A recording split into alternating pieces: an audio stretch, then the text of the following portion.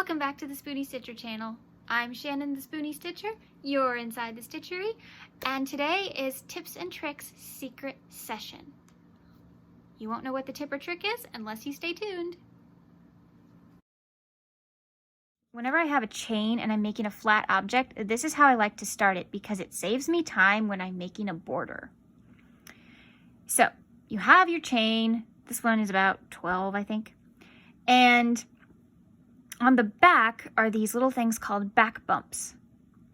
So let's just say we're making a simple single crochet. So we skip one and we're going to crochet into the second back bump, which is right here.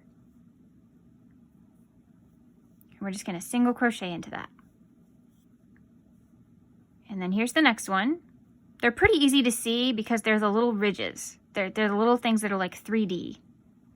See, they're pretty easy to spot.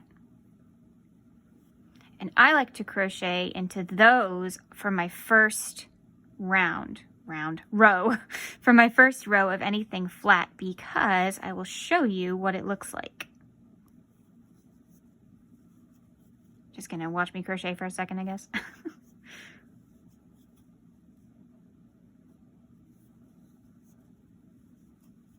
And I need more yarn. Here we go.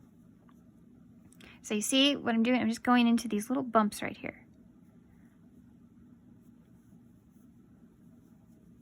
Just this little bump right there. Little bump.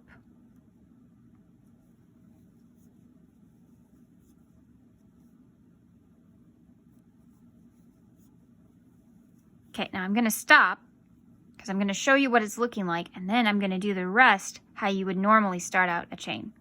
So that is the bottom side of my project now. That's the top side. They're pretty much identical. That's great because that saves me a lot of heartache when I'm trying to find stitches later to make a border. And it's so straight and smooth. I love it. I love when that happens. So how would you normally do it? Well, you normally would pick the side of the chain, go through either 1 or 2 loops. Let's say 2. A lot of people do 2. Actually, okay, so you just go through the side like so.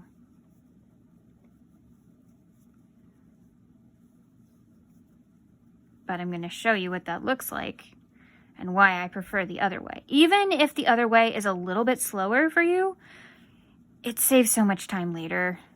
I'm serious. It's just better. So you can see the difference.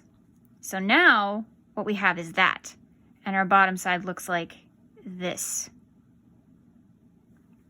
And we have to find places to put our hook when we want to make a border. You kind of have to decide if you're going to go in this space or in this loop. Because if you go in both, it'll mess up your stitch count. That's why I prefer to just start out with the back bump. So that's it. Just a quick tip. Hope you liked it.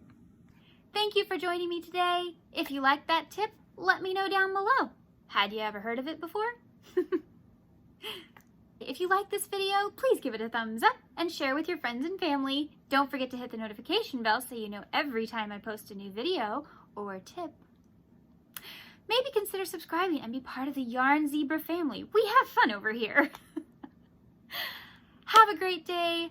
Remember, life happens, yarn helps. And Spoonies, you can stitch it up too. Goodbye.